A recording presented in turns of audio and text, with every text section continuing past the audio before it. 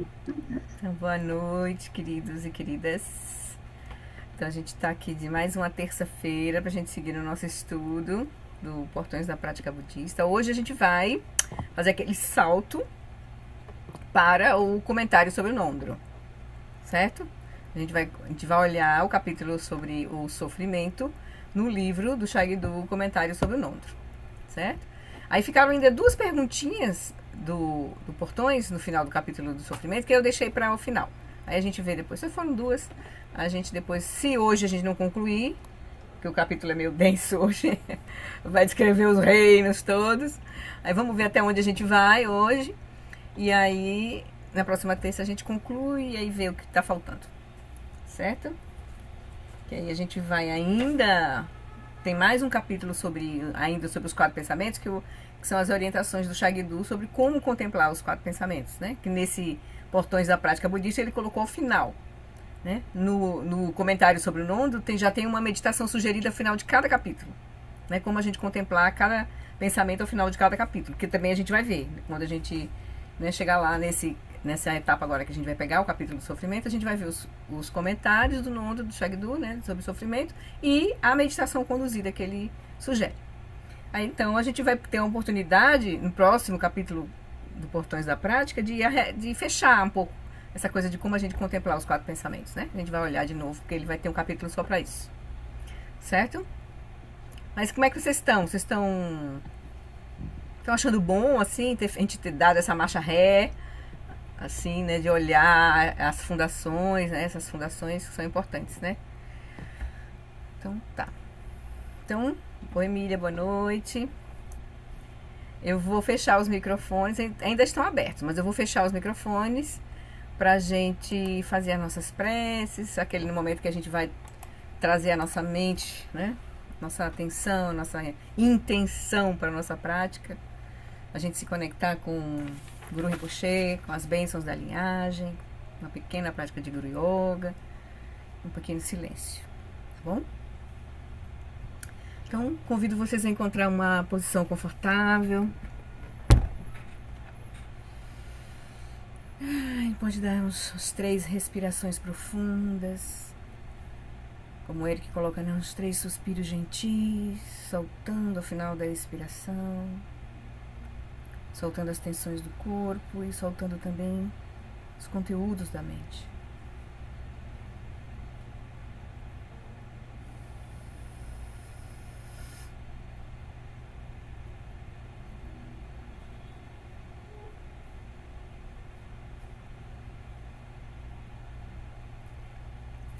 E agora com a nossa mente, nossa atenção aqui agora, conectada com o nosso corpo, com a nossa respiração.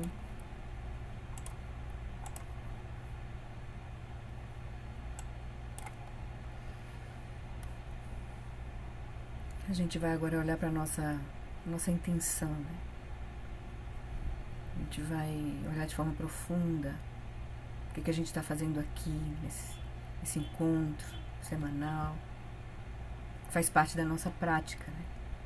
Que a gente vai pensar, contemplar, repousar um pouco. Mas a ênfase está mais no pensar e contemplar.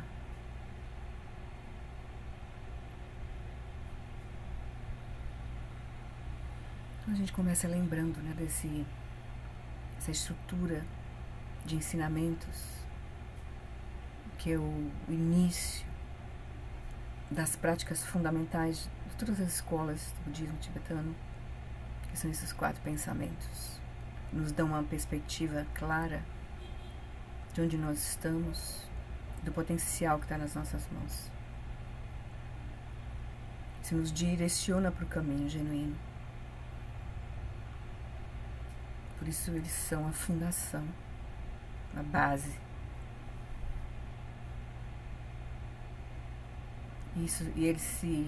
Nossa prática só tem sentido quando a gente realmente considera a continuidade da consciência.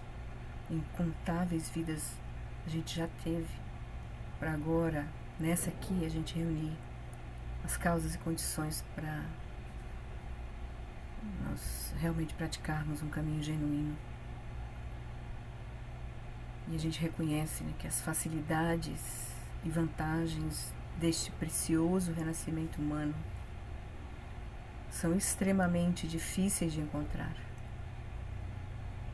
Basta a gente olhar ao redor, no próprio reino humano, no reino animal, que está ao nosso alcance, ver as condições de muita gente, ou muitos outros seres, que não tem condição, não tem as causas e condições apropriadas, um caminho claro e autêntico para liberar as suas mentes, seus corpos e suas energias do samsara, dessa confusão.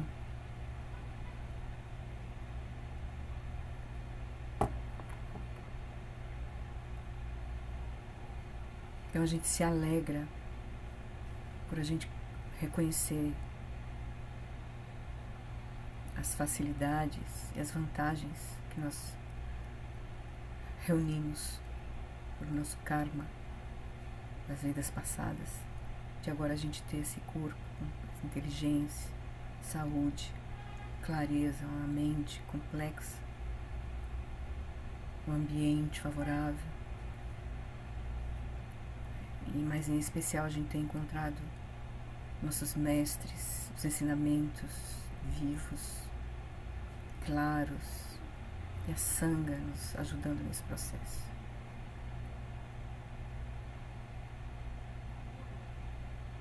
A gente se alegra e se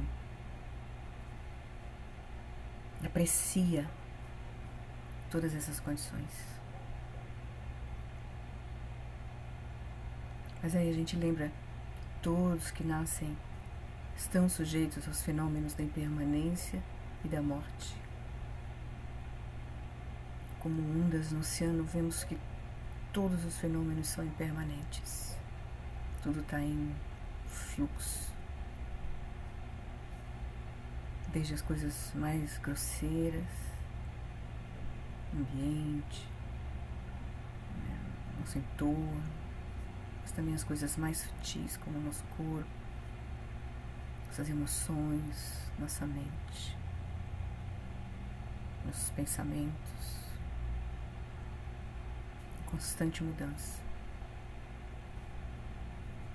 Então, sabendo disso, reconhecendo isso, a gente aproveita, a gente se relaciona com as coisas de uma forma diferente, reconhecendo sua natureza de fluxo, e a gente não perde tempo, simplifica a nossa vida. Nos preparamos para todas as mudanças que virão, em especial a nossa morte.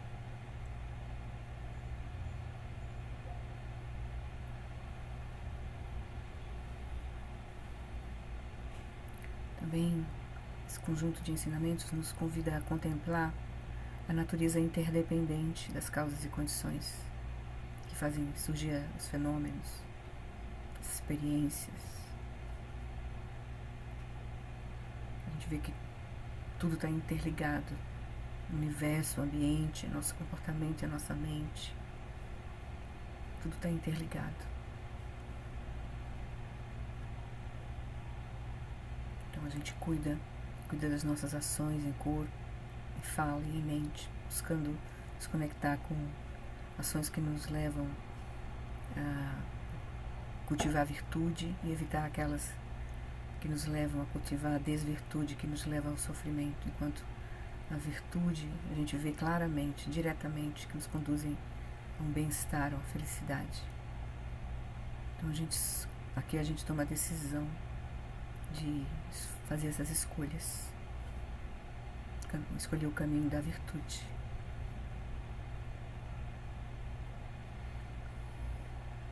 E a gente entende porque que é tão, que a gente às vezes não consegue, apesar da gente entender isso, a gente não consegue superar aquilo que nos leva a cometer as ações não virtuosas, que é a confusão da nossa mente.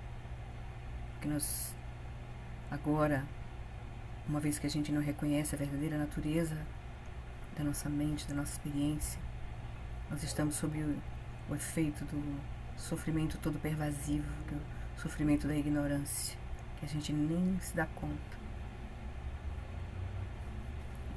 E é por conta dele que a gente então mantém uma atitude dualista, autocentrada, que gera as aflições mentais, apego, aversão,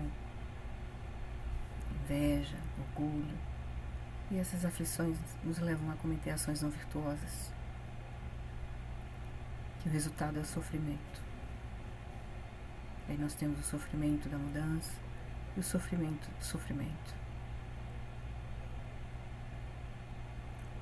Então, compreendendo a natureza do sofrimento, mas em especial a natureza mais sutil do sofrimento, mais profunda, que é o sofrimento todo pervasivo, o sofrimento que permeia a nossa existência enquanto a gente não reconhece a nossa verdadeira natureza, a nossa existência no samsara. Então a gente aspira a superar essa confusão com um caminho que nos... a gente faz remover os obstáculos que nos impedem de ver a realidade como ela é. Então surge em nós, quando a gente contempla a natureza do sofrimento, surge em nós a renúncia, o espírito de emergência, renúncia ao samsara, renúncia a essa mente confusa e uma energia que nos direciona para o caminho genuíno. Então a gente diz, ao me recordar disso, ao contemplar esses pensamentos, esses ensinamentos, possa a minha mente voltar-se para o Dharma sagrado, um caminho de sabedoria genuíno. Então com isso surge em nós a energia de tomar refúgio e de renovar, nossos votos de refúgio e de bodhicitta. É o caminho que vai aspirar essa lucidez, não só para benefício nosso, mas de todos os seres, em especial todos aqueles com quem a gente contactar. No Buda, no Dharma e na excelente Assembleia da Sangha, até que alcance a iluminação, neles eu tomo refúgio. Que através da minha prática das 6 perfeições, possam todos os seres sencientes alcançar o estado búdico. Sangye chudam saki choknam lam janchu bardu dani kyapsuchi dagi jinsu gi pesunam ki drula pentir sangye druparshu Sangye chudam saki choknam lam janchu bardu dani kyapsuchi dagi jinsogi pesonam ki drula pentir sangye druparshu. Com o nosso coração aquecido por essa contemplação e pela decisão, no nosso refúgio, no nosso voto, é natural surgir em nós a aspiração de que todos os seres tenham a felicidade de suas causas, de que eles sejam livres do sofrimento e de suas causas. E aqui a gente pode imaginar todos os seres, aqueles que a gente gosta, aqueles que a gente conhece, aqueles que a gente não conhece, aqueles que a gente tem dificuldade, que não gosta, que vê como inimigo. Que eles nunca sejam separados da bem-aventurança sublime, que é livre do sofrimento. Que eles permaneçam em grande equanimidade, livres do apego aos que são próximos e da aversão aos que são distantes. A gente mesmo pratica isso, quando a gente cultiva essa aspiração.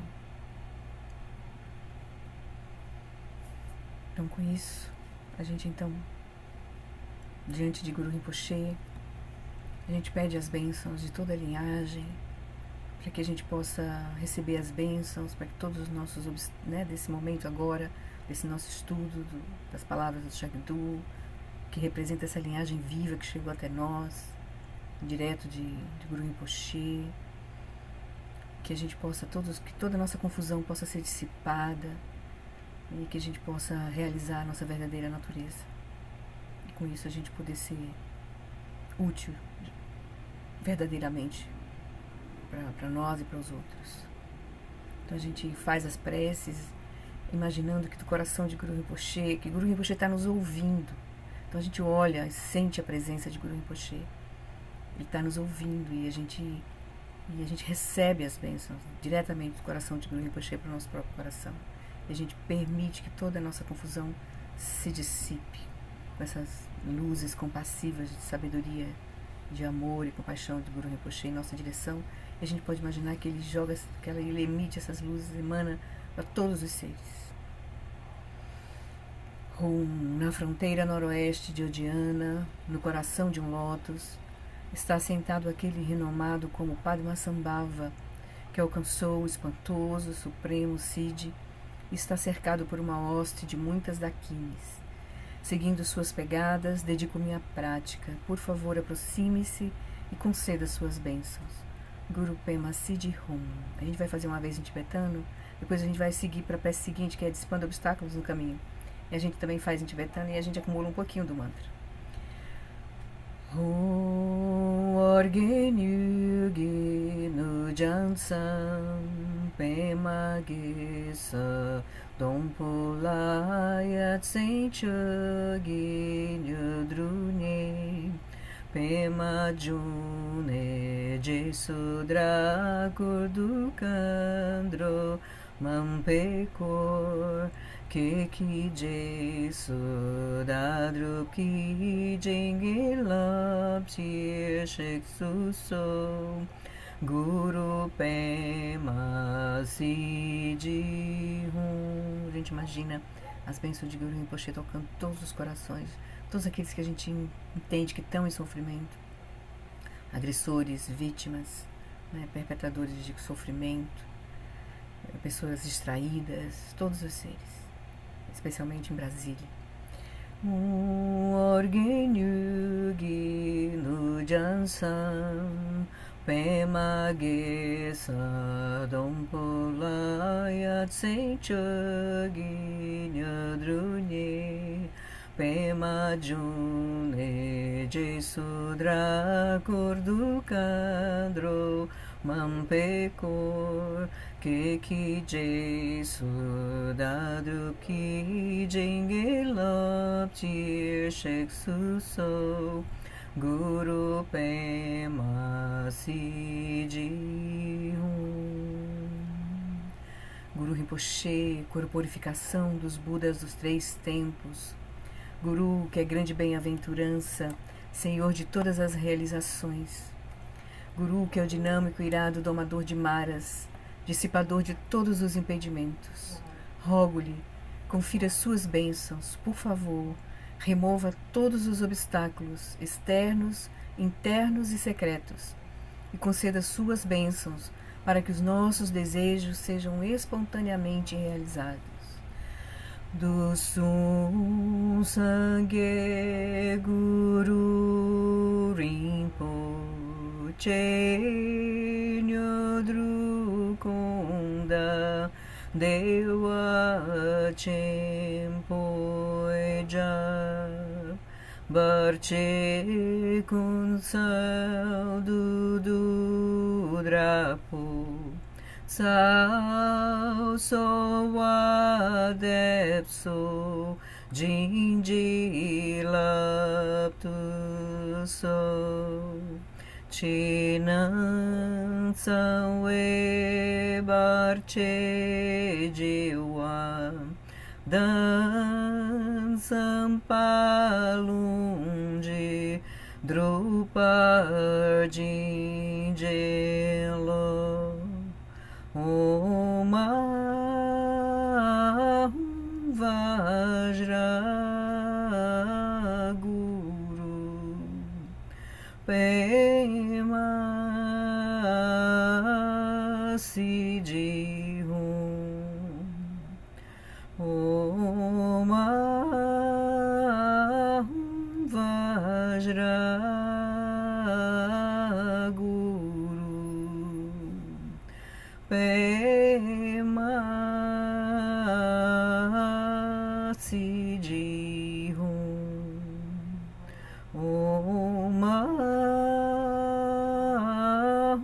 Vajra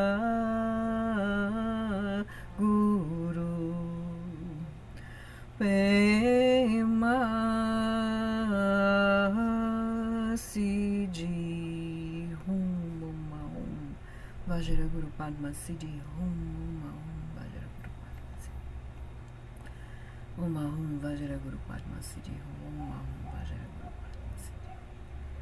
A gente se deixa inundar, a gente imagina as bênçãos de Guru Rinpoche, de todos os Budas na nossa direção e na direção de todos os seres do Brasil, da América Latina, todo mundo, desse planeta, todos os outros seres em outros planetas. Om Vajra Guru Padma Siddhi Om Vajra Guru Padma Siddhi Om Vajra Guru Padma Siddhi Om Vajra Guru Padma Siddhi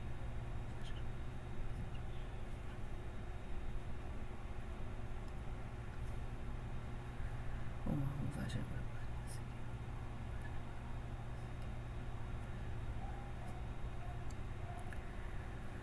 Om Vajra Guru Padma Siddhi Om.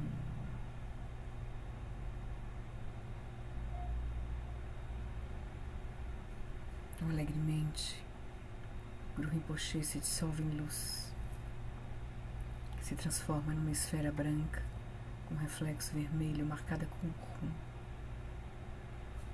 E a gente pode imaginar que essa esfera luminosa vem para o topo da nossa cabeça, da cabeça de todos os seres, desce pelo nosso canal central, repousa em nosso coração.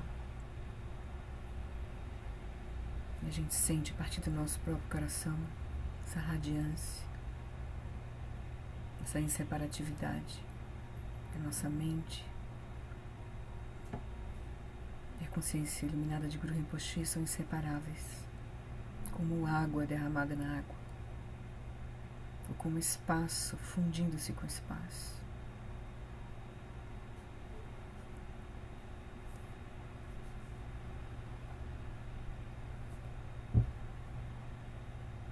Por alguns instantes a gente repousa aí, nesse reconhecimento.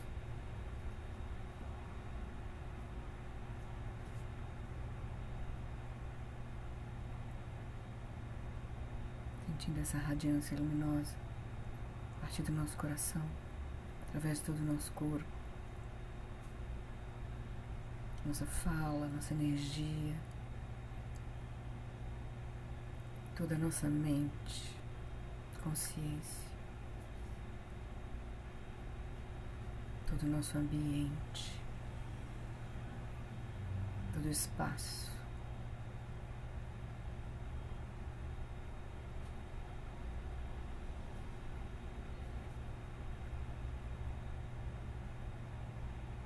Alguns instantes a gente permanece aí nessa experiência de abertura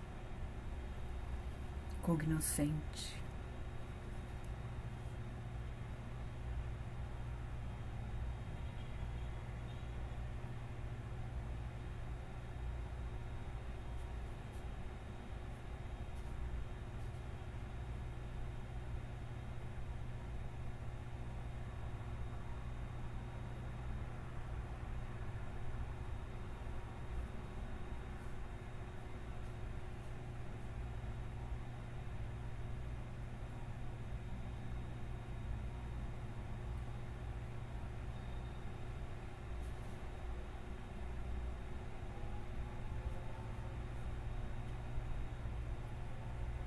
Essa abertura, ela manifesta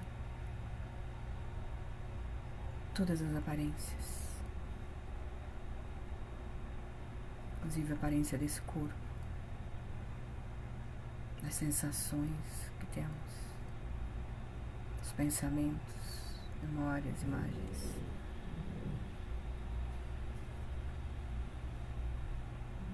E de tudo que experienciamos ao nosso redor.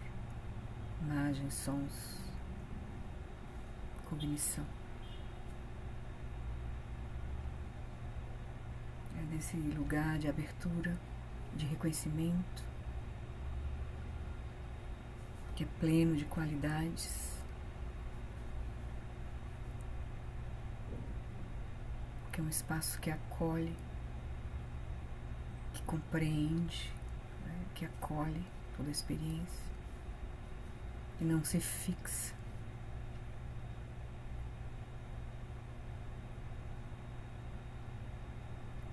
É desse lugar que a gente, então, com essas bênçãos, a gente vai seguir o nosso estudo.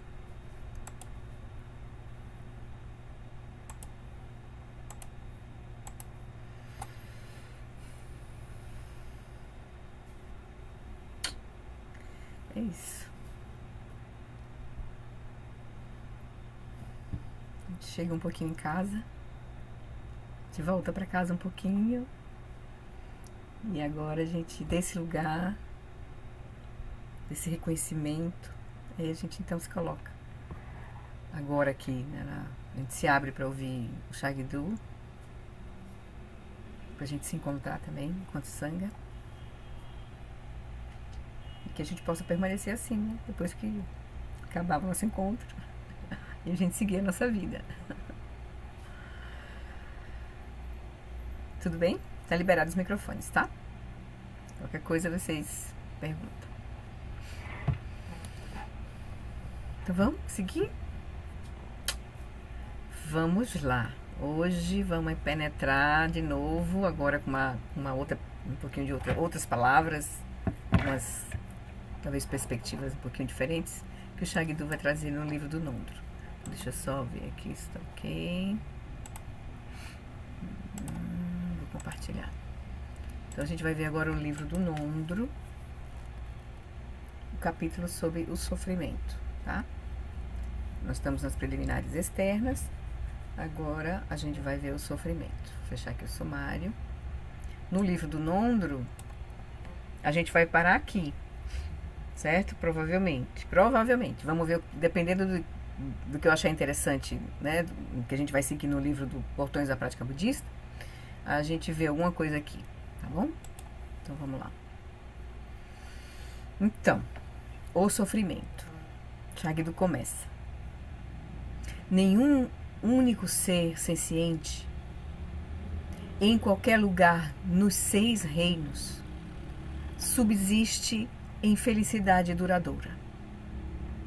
Certo? Então, qualquer lugar que a gente surgir, em qualquer um dos 6 reinos, seja os reinos superiores, dos deuses, semideuses ou humanos, ou nos reinos inferiores, de animais, fantasmas, famintos e infernos, a gente não vai permanecer em felicidade duradoura. Mesmo no reino dos deuses, a gente não vai.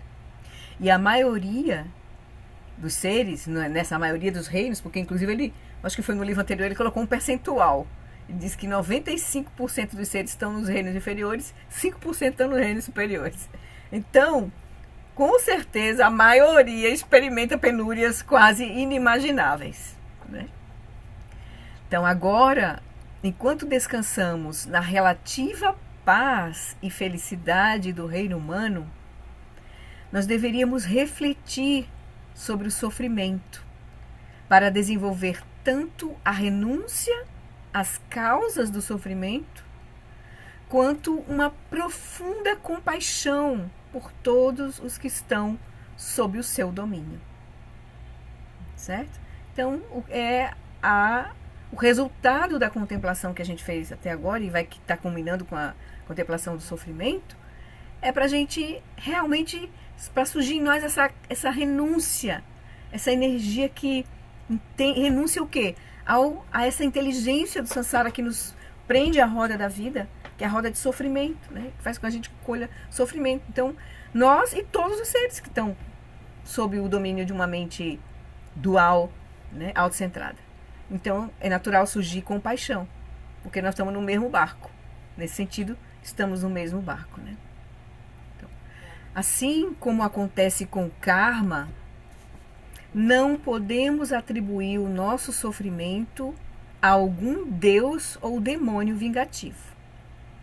As sementes do sofrimento germinam em nossa mente quando a primeira queda na ilusão dualista resulta no apego e na aversão egocêntricos, que se tornam a base das ações equivocadas e das consequências kármicas. Aqui ele deu uma frase a sequência que se dá, né? Uma vez as sementes do sofrimento germinam em nossa mente quando a primeira queda na ilusão dualista, aí fazendo uma ilusão assim um pouco com a linguagem cristã, né? Uma queda do paraíso, né? Assim, mas aqui a nossa queda se dá pelo fato da gente perder o reconhecimento da nossa verdadeira natureza. A própria mente se vela dela mesma. Ela entra então num processo de dualidade que faz surgir apego e aversão, os dois animais, a ignorância, que é o não reconhecimento, faz surgir apego e aversão. Aí os três animais, que é a sustentação da roda de sofrimento, né? E aí eles se tornam essas aflições, esses movimentos, a ignorância, o apego e a aversão. A ignorância dualista, né? Da dualidade, que surge da dualidade, né? O apego e a aversão, eles se tornam a base das ações equivocadas. Lembra o segundo círculo da roda da vida? Ações positivas nos levam aos reinos superiores e ações negativas aos reinos inferiores. Então, ações, mas tudo ainda dentro do samsara. Então, nos levam a ações equivocadas e que nos vai tornar essas aflições, né, mentais, se tornam a base das ações equivocadas e das consequências kármicas. Então o sofrimento vem desse processo. É um natural produto desse processo.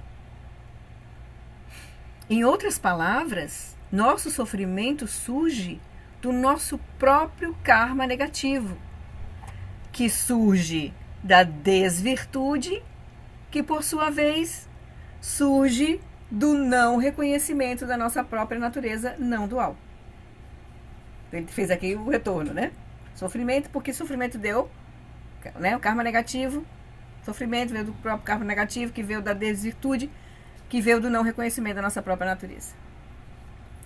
As densas projeções que rotulamos como os 6 reinos, lembra que ele comparou um pouco a nossa experiência como um filme, né? A gente dá um sentido de realidade à nossa experiência, os seres de cada reino dão um sentido de realidade a cada experiência como num filme.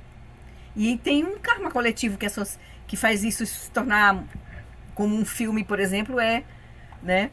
É assistido e é ovacionado ou é rejeitado por um público infindável, porque a gente tem umas marcas kármicas coletivas, né, que a gente compartilha, né? Então assim são os reinos que compartilham, os seres que compartilham cada reino, né?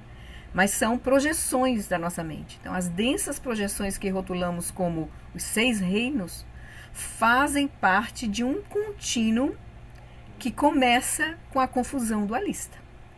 Isso é interessante aqui, ele colocou, né?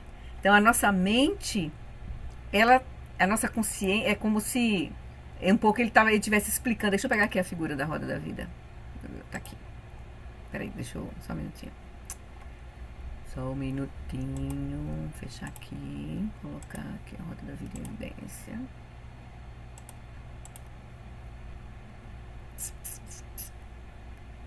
Share. Aqui. Então aqui é como se ele tivesse... Peraí, deixa eu acessar aqui o menu. Aqui. É como se ele tivesse falando aqui, né, desse circuito aqui dos 12, que os 12 L's explicam, né? Os 12 L's explicam como é que a mente, que seria a mente livre, que seria o céu aqui, vamos botar aqui o céu luminoso, né? a lua aqui representando essa luminosidade da cognoscência, o céu como espaço, a espaçosidade, a vacuidade da nossa mente, como é que ela, a partir de uma perda do reconhecimento desse céu, ela faz surgir uma bolha de realidade, que a gente aqui pode estar representada por essa bolha da roda da vida aqui. E ela começa exatamente, essa queda, como ele falou, né? Essa queda, ela é sustentada não em algum momento no início, é sem começo e sem fim. Por quê? Porque a cada instante a gente está caindo, sustentando o não reconhecimento. Em vez da gente abrir o reconhecimento, remover os véus que nos faça reconhecer o céu e a luminosidade, a vacuidade e luminosidade, a gente não reconhece. Quando a gente não reconhece, uma bolha de realidade, uma bolha surge nesse espaço. É uma bolha legal a analogia de bolha, porque é uma coisa insustentável, né? Ela se sustenta porque a gente está sempre, como se renovando ela. Mas ela é uma bolha. Você pode furar pelo reconhecimento a qualquer instante, né? Mas quando a gente quando a gente persiste no não reconhecimento, a gente sustenta a bolha. É como se ela se reconstrói a cada momento de consciência. Então o que nós temos é a consciência. Ou ela está reconhecendo o céu luminoso, ou ela está criando uma bolha de realidade. O Buda, ele vê, ele está no céu, inseparável do céu, e vê todas as bolhas de realidade dos seres, criadas pelos seres. É uma mente onisciente. A mente onisciente vê toda essa confusão. Por isso que ele pode entrar nos diversos reinos e se comunicar com os seres. Porque é uma mente onisciente, uma mente que vê a confusão, mas não se perde na confusão. Nós nos perdemos na confusão. Nós perdemos o reconhecimento. Na hora que a gente reconhece, a gente sai momentaneamente, né? No caminho. Deixa eu apertar para cá. No nosso treinamento, a gente sai momentaneamente. Sai momentaneamente, assim, mas a gente não sustenta. Um Buda é aquele que tem um reconhecimento constante. Não se perde mais, né? Mas a gente se perde. E quando a gente se perde, a gente está numa bolha. A gente pode estar no reino dos humanos, pode estar no algum reino dos deuses aí. Mesmo no nosso processo meditativo, a gente pode entrar em reinos, né? Reinos da forma e da não forma. A gente pode entrar. Mas a nossa meta é a gente se iluminar completamente, né? É remover todos os véus que nos prendem na ignorância, depois em sanskaras, vijnana. Aí a gente vai sustentando, a mente vai sustentando, criando o mundo a partir dos 12 elos aqui, explicam como é que a gente sustenta uma experiência de mundo, né? De corpo, de mundo, de realidade. Certo? Eu acho essa imagem bem legal. Quando eu comecei a ver essa imagem a partir desse lugar, assim, de ver o céu, entendeu? Aí a coisa fez sentido, né? Aí pra mim tudo se encaixou. Mas eu não via, eu não olhava pra ela vendo o céu, eu só via os reinos, né? Só via a confusão ali, não via a base, né? Dharmadatta e Dharmakaya, né? Então deixa eu compartilhar, voltar lá pro livro do Shagdo. Então ele vai dizer isso, né? Então, em outras palavras, nosso sofrimento surge do nosso próprio karma negativo, que surge da desvirtude, que por sua vez surge do não reconhecimento da nossa própria natureza não dual. Quando ele for falar do reino humano, que vai ser o último, talvez a gente não penetre nele hoje, eu vou deixar pra gente penetrar na próxima terça, que a gente vai bem devagarzinho. Ele vai passar pelos bardos um pouco, assim, eu achei bem interessante. Então acho que é legal a gente ver com calma, certo?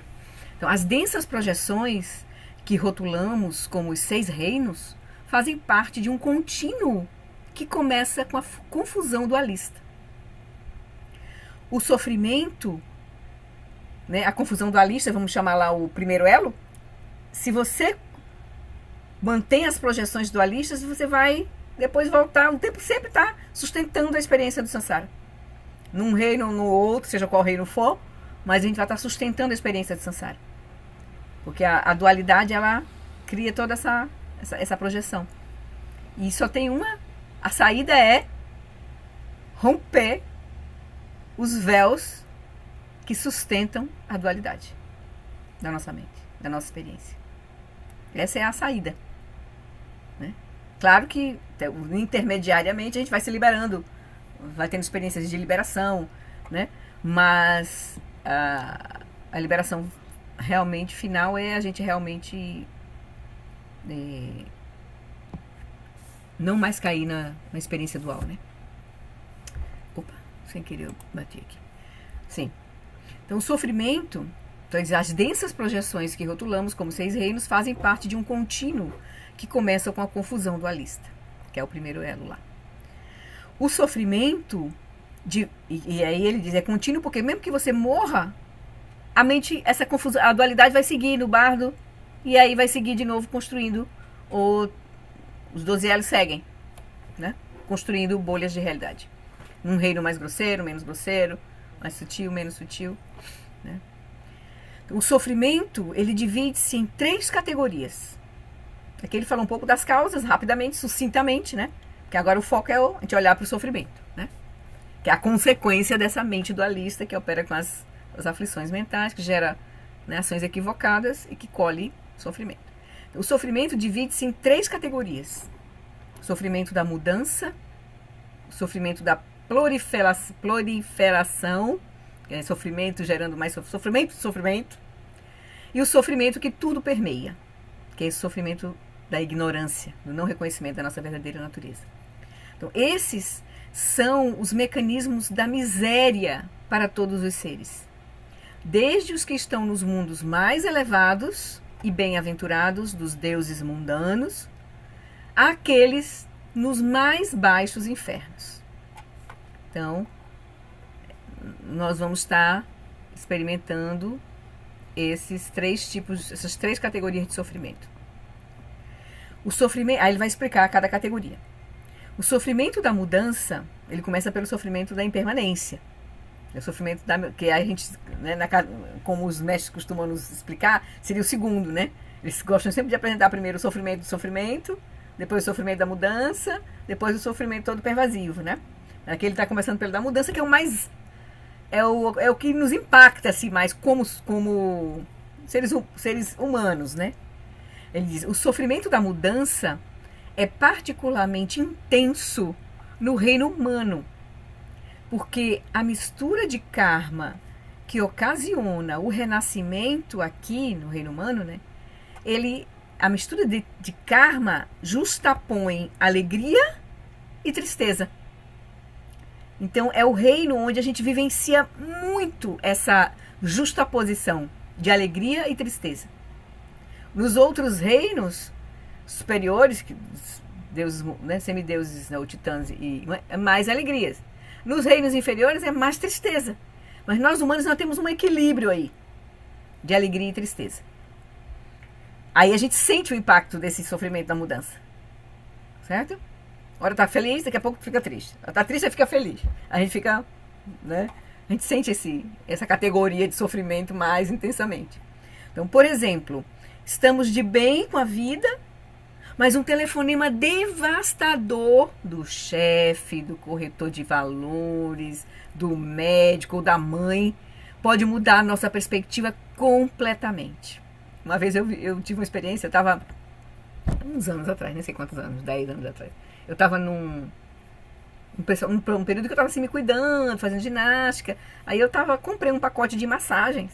Eu estava fazendo massagem, estava numa sessão de massagem, a pessoa estava me dando, né?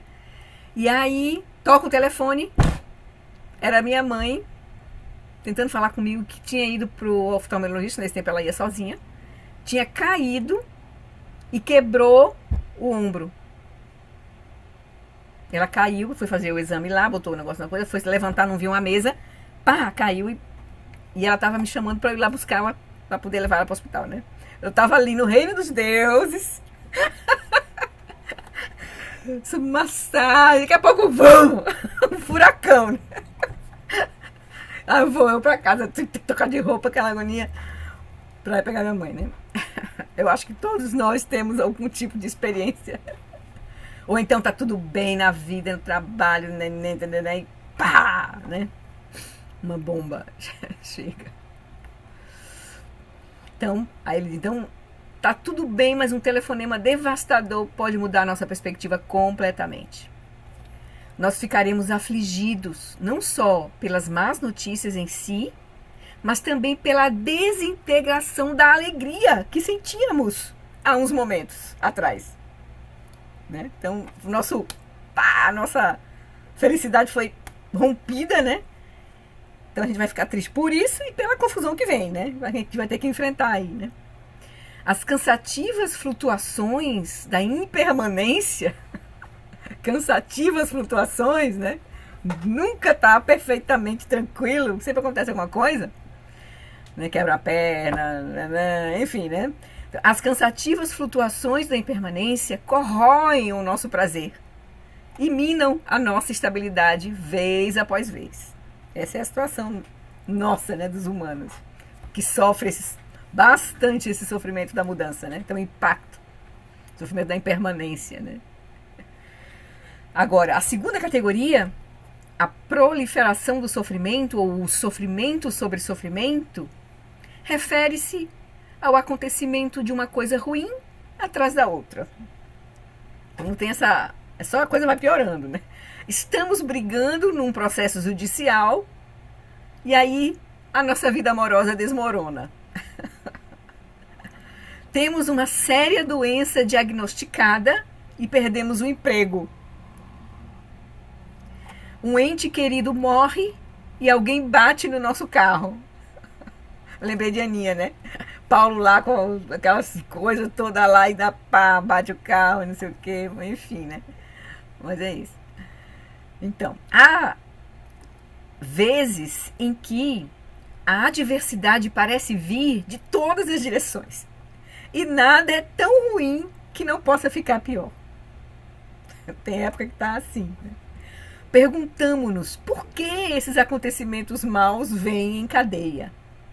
Na verdade, todo o acontecimento brota do karma criado nesta vida ou em vidas passadas, e os resultados kármicos ondulam através de uma vida, né? Através de uma vida, no seu próprio tempo, como se tivéssemos jogado uma pedra num lago e agora experimentássemos suas ondulações.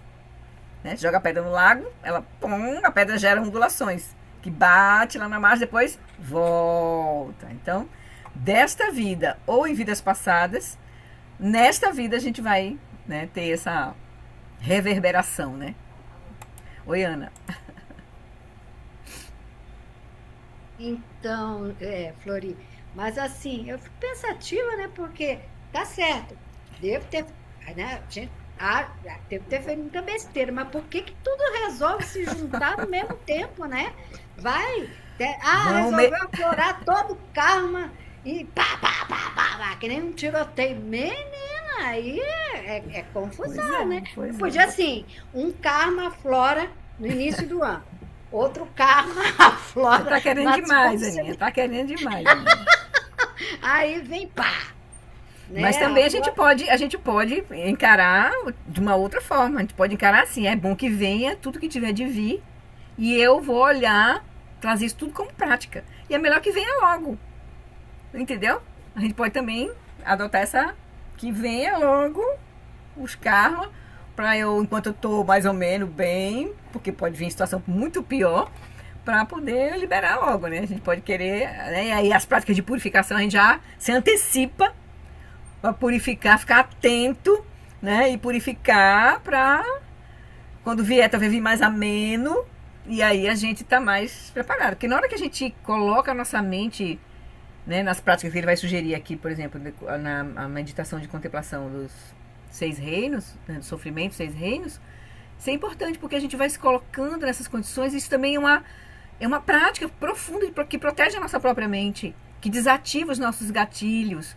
A gente pode, né, a gente pode, na hora que a gente reconhece essas aflições todas, a gente então se torna mais sensível, mais, digamos assim, propensa a dar uma resposta melhor se a gente vivenciar, né? Se a gente entende o sofrimento que advém para outros seres porque tem esse tipo de aflição, quando a gente começa a reconhecer essa aflição em nós, porque na hora que a gente olha, a gente está reconhecendo o tipo de aflição. A gente está, em princípio, reconhecendo nos outros. Mas a gente fica mais fácil a gente reconhecer quando acontecer conosco.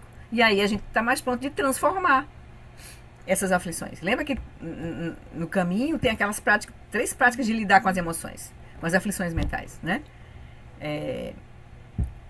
Você, digamos assim, você usando disciplina, tipo assim, né? Se protegendo delas, né? Ou transformando elas, ou liberando elas. Então, dependendo do nosso grau de profundidade da nossa prática, a gente vai podendo usar o método mais o que for mais efetivo. O mais profundo é a gente liberar na natureza, no reconhecimento da sua verdadeira natureza, que é apenas um movimento de energia, né? Não tem solidez, mas a gente não, né? A gente se desidentifica da coisa, mas aí isso é um grau de profundidade que a nossa prática vai ter que tomar. Mas senão a gente usa a disciplina, a gente se afasta, sai de perto, ou então a gente transforma em compaixão, em sabedoria, em amor, faz tonglen, a gente transforma. Outra forma da gente lidar também com as aflições. Você sabe que quando você falou da roda da vida, ontem eu estava, acho que foi ontem, ouvindo os ensinamentos de um livro das Maravilhas da Mente Natural, e que eu achei não foi com o Guilherme, mas eu já não me lembro. Maravilhas da Mente Natural é do Tenzin Wangyal. Do Tenzin, mas não me lembro se foi do Tenzin ou se foi o Guilherme. Sim. Lá investigando a mim. Sim. Que foi uma figura, né, que eles fizeram e que eu achei tão linda, tipo assim, na nossa mente dual, porque se não há a mente dual, a mente do Buda, tudo é espaço, tudo não é nem que está integrado, tudo é um, né?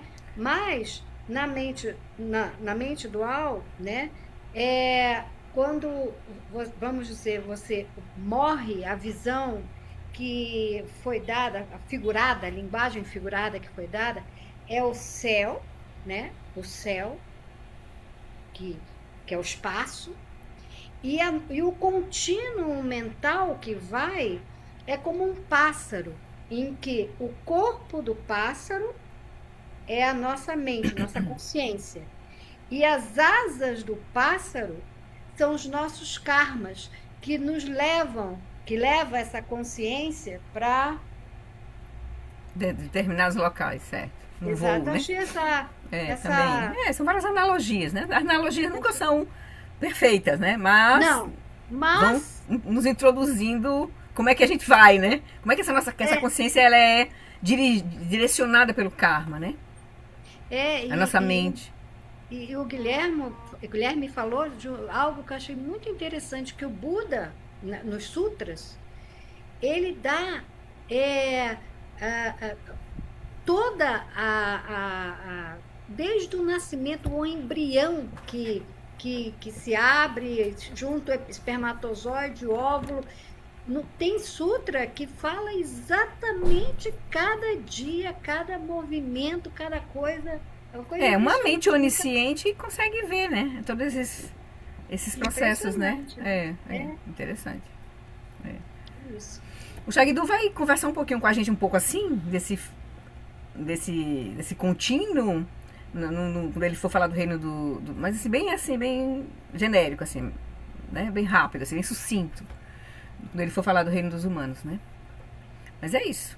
Mas a gente vai, aos poucos, entendendo o processo, né? Compreendendo o processo, assim, da confusão e a possibilidade da liberação, né? Esse é a chave de contemplar os 4 pensamentos. A gente entender o processo da confusão para poder a gente realmente ver claramente a possibilidade de liberação. Que é que faz sentido a gente virar 180 graus na direção da liberação, não seguir o mesmo processo, né? E a gente entender qual é o processo da liberação, que vai levar também um tempo, a gente fica entendendo com a mente dual ainda, e até a gente desanuviar mesmo o caminho, assim, né? Como é que é o caminho? A gente vai entrando no caminho ainda com a mente dual, e depois a gente vai liberando esse processo, né? O amadurecimento. Obrigada, Ana. Vai, Cris.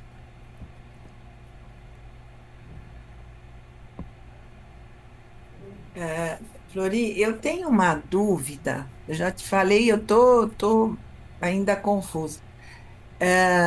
Por exemplo, a gente comete nas vidas anteriores, devo ter cometido muitas ações não virtuosas. Mas as que a gente está colhendo agora não são as mesmas que a gente fez lá, né? Não existe a mesma. É uma consequência, entende? É assim, é uma consequência, é um movimento de energia Hum, que se deu. Aí ele gosta de usar essa coisa da pedra. Joga a pedra na lagoa, ela faz várias ondulações. Cada ondulação é uma ondulação diferente. É uma ondulação consequência daquele movimento, mas cada ondulação é diferente da outra. Aí ela vai tocar né, encontrar um obstáculo e volta. Quem está voltando não é a mesma ondulação, mas é a energia, o padrão de energia. Até porque não tem alguém que vai de vida para outra. Tem uma consciência, um fluxo de consciência com muitas propensões kármicas. Essas propensões kármicas, elas não são de um alguém. É de um fluxo, de um contínuo mental. A gente tem essa coisa de ser um alguém, na minha vida passada, eu fui... Aquela coisa assim, uma coisa meio vinculada com essa história, um pouco ligada com o espiritismo, né? Que sustenta talvez a percepção de um eu, né? Que melhora, que não sei o quê, né? Mas na visão do budismo, karma, a visão do budismo, do Buda, não tem um alguém, tem um contínuo. As próprias marcas kármicas, elas são vazias de um eu. Não tem um eu em lugar nenhum. Mas tem as consequências daquele contínuo. Então, o fato da gente ter propensões para raiva, para inveja ou para orgulho, foi uma ação anterior desse contínuo mental de um ser que de repente, sei lá quem era, o quê, que se era humano, se não era humano, que né, digamos assim, reforçou aquele padrão, e aquele padrão segue, né? Aí a gente vai ver no sonho, vai ver nessa vida, aí vai seguir, até a gente purificar esse padrão, reconhecer e purificar, né? Então, assim, mas é uma coisa complexa, né? Aí depende, aí as ações dependem, grau, aí tem aquelas intenção, a ação, a consecução, a alegria de ter feito, tudo isso promove marcas, né? Diferenciadas. E aí atenua, não atenua, complica, né? É um negócio meio... É melhor que a gente não siga por aí, para tentar... É melhor que a gente siga cultivando um aspecto de atenção, de reconhecimento e de as práticas que fazem com que a gente lide com aquele padrão. Para soltar e liberar o padrão. Porque não adianta perseguir porque... porque... Não adianta. Isso tudo é vazio também, assim, de uma existência inerente, né? É um sonho que está só se repetindo. Então é melhor que a gente libere, né? Libere agora, né? Oi, Roberto. Olá, boa noite. Boa noite. O que a Flori falou agora, acho muito interessante, mas é que não tem esse alguém agora, né? Que a gente muitas vezes fala, não tem esse alguém que passa de uma vida para outra.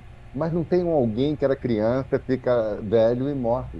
É esse padrão que está igual, entendeu? Porque às vezes as pessoas pensam assim, não, não tem, aí porque compara com o espiritismo e tal, mas é totalmente diferente, é que o budismo vai falar, gente, a gente tem uma delusão de separatividade. A gente é uma consciência não dual, confundida, se achando dual. Aí eu lembro da minha infância foi outra vida, num certo sentido. Você fala, é o mesmo corpo, que já mudou todo, né? Todas as células, né? As pessoas que eu convivia não estão mais aqui, nenhuma. Aí eu falo, caraca, a bolha mudou mesmo, hein, gente? É. Então, entendeu? Você olhar isso aí é uma coisa que muda a visão quando você olha que fala, "Ah, não tem esse alguém agora. Não é É. uma coisa assim, ah, não, não vai ter esse alguém quando eu morrer, é o fluxo que segue. É, tá certíssimo. Mas agora já é o fluxo que segue, gente. Eu realmente acredito que isso é verdade. Não É. tenho realização plena para garantir para vocês, eu tenho certeza. Uhum. Mas eu acho que é uma boa aposta, Com certeza. né? É isso De a aí. gente usar isso como pressuposto para É fazer isso uma aí. prática, né? Justamente. Essa é a É isso aí. ideia, né? De Com você tem certeza. esse pressuposto e fala, poxa, é um pouco do Sutra com os Kalamas, né? Isso. Essa é a Exatamente. essência. Não faz Exatamente. sentido isso? Faz Eu acho que total, faz. total. É isso aí. Obrigada, Roberto. Então vamos lá, vamos seguir com Shagdu. Então ele diz isso. Então, nós estávamos vendo aqui o sofrimento sobre o sofrimento, né? Na verdade, todo acontecimento brota do karma criado em vidas passadas e os resultados kármicos ondulam através de uma vida no seu próprio tempo, como se tivéssemos jogado uma pedra num lago e agora experimentássemos suas ondulações no seu próprio tempo. De fato, aí no budismo a gente não vai fazer como numa análise, num processo de análise, buscar as causas, por quê, não interessa. Porque não tem alguém para se consertar, não, tem que só, como o Roberto colocou, tem que liberar agora nós já estamos liberados desse erro, se a gente reconhecer esse processo, né? Então é sustentar esse reconhecimento, né, de que nós estamos nos construindo a cada momento, né, sustentando a nossa experiência a cada momento. Então, de fato, não é só uma pedra, mas incontáveis acontecimentos kármicos que criam padrões ondulatórios imprevisíveis e turbulentos nessa vida. Certo? Então, esse é o sofrimento do sofrimento, né? Que a gente também está sujeito. E tem ainda o terceiro nível, o sofrimento a que tudo permeia. Esse é o mais sutil e também, digamos assim, é aonde o caminho todo vai se desenrolar, assim, mais profundo, né? Claro, em todos os níveis, né? Do grosseiro ao mais sutil, mas é aqui onde está a chave, assim, né? A gente reconhecer. Quem vem é reconhecer, no caso aí, a dualidade, né?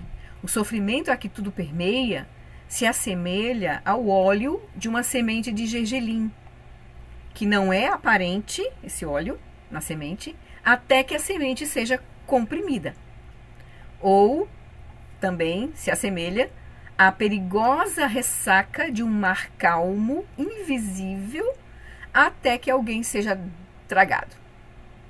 Então, o sofrimento a que tudo permeia é como se a gente não visse ele. Ele fica, né, escondido. Como o óleo, que a gente não vê na semente de gergelim, até que ela seja espremida. Ou como esse mar calmo, né, uma ressaca que vem e daqui a pouco já tomou de conta. Então, como a maioria das pessoas, podemos com frequência estar confortavelmente esquecido, porque a gente pode estar sem experimentar o sofrimento da mudança, sofrimento da impermanência, e sem nenhum sofrimento. Então a gente está numa boa. Mas mesmo assim, é como se a gente fosse uma semente de gergelim que tem um óleo que não está visível. Então, mesmo nessa condição, sem sofrimento da mudança e sem sofrimento do sofrimento, a gente tem um sofrimento de base. Sofrimento que tudo permeia, que é o sofrimento da ignorância da nossa verdadeira natureza. Porque a gente não está numa condição de liberação última. A gente só está apenas sem nenhum movimento de sofrimento da mudança e nenhum movimento de sofrimento do sofrimento. Só isso. Mas na base tem uma condição de sofrimento que está ali. Que aí ela também é representada como uma insatisfatoriedade, que é dukkha. Dukkha é uma insatisfatoriedade. Tá tudo bem, mas não tá bem. A gente tá buscando. Não tem nenhuma dor, não tem nenhuma doença, não tem nenhum problema, não tá, a conta tá lá, dinheiro na conta, né? Mas a gente tá buscando, não tem uma insatisfatoriedade. Tem uma incompletude que a gente busca preencher, né?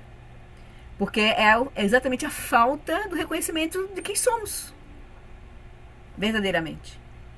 Porque a gente está aqui identificado com as nossas identidades, né? Com nossos papéis, nosso corpo, mas nós não somos isso, né?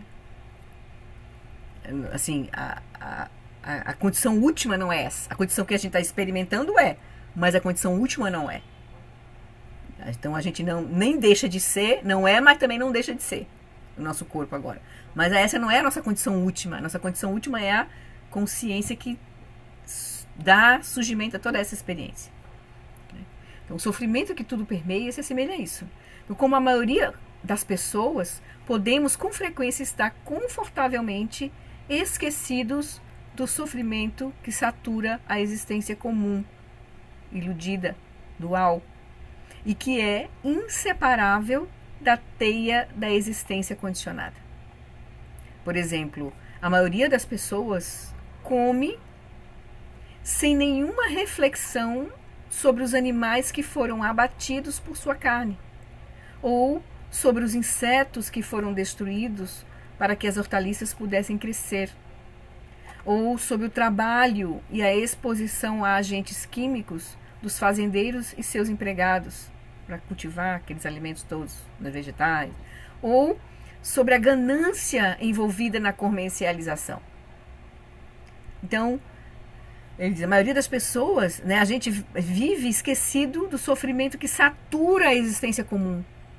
A gente pode estar bem, confortável, e a gente vai jantar, mas a gente não percebe a rede, a teia de sofrimento a que nós estamos ligados.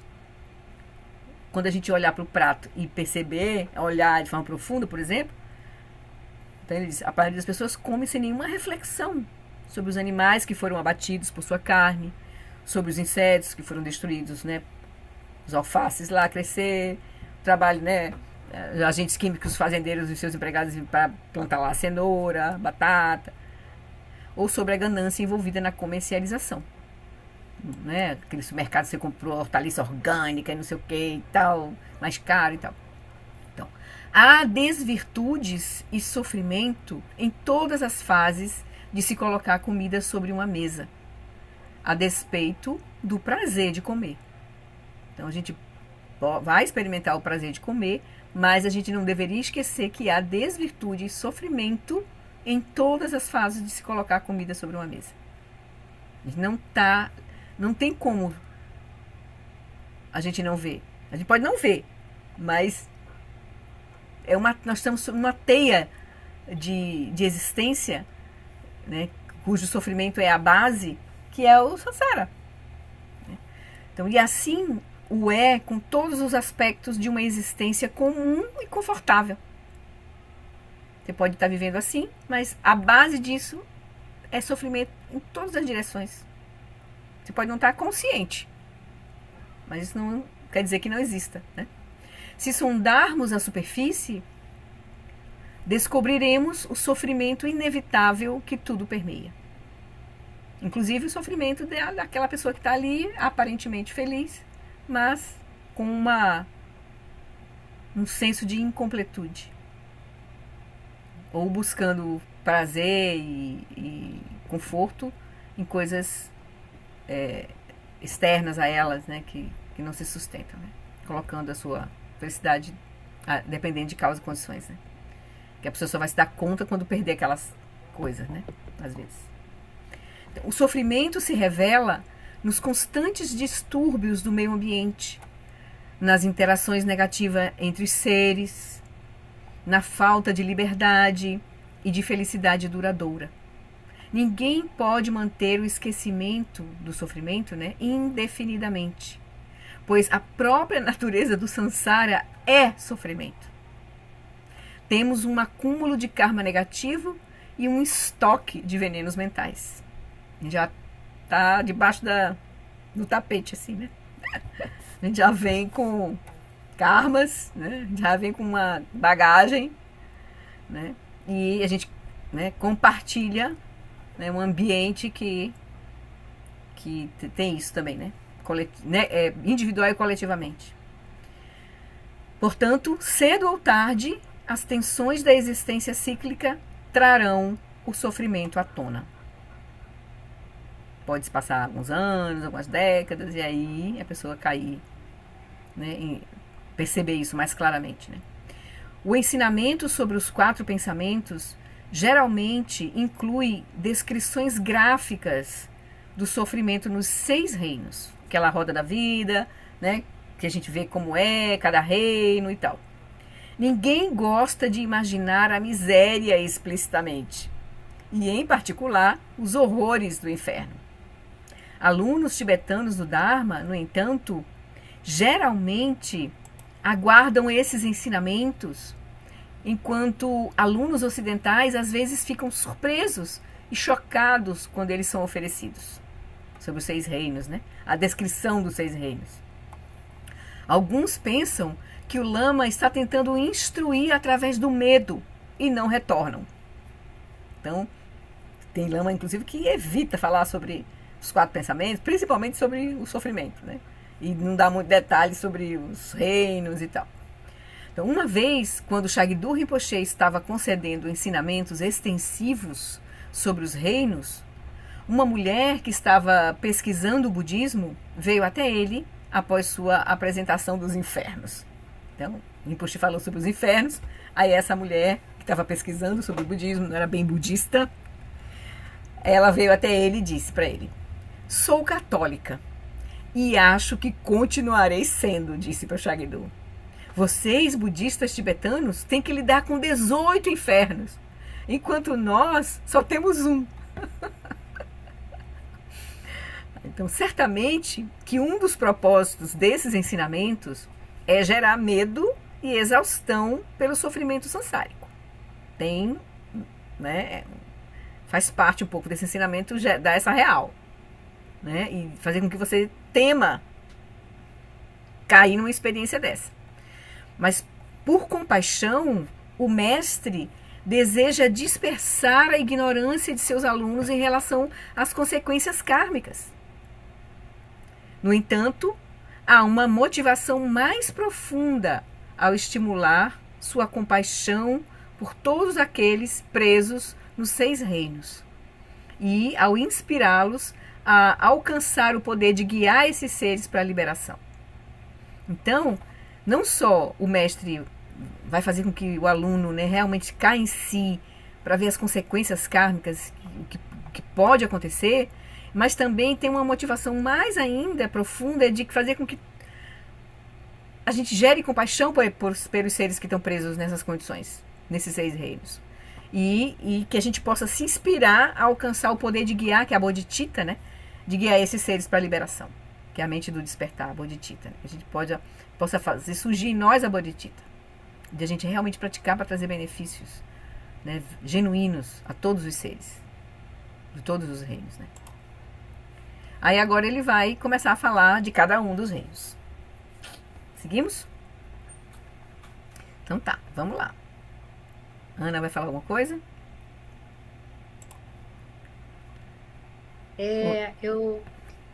Interessante, tantos ensinamentos, tantas instruções, né?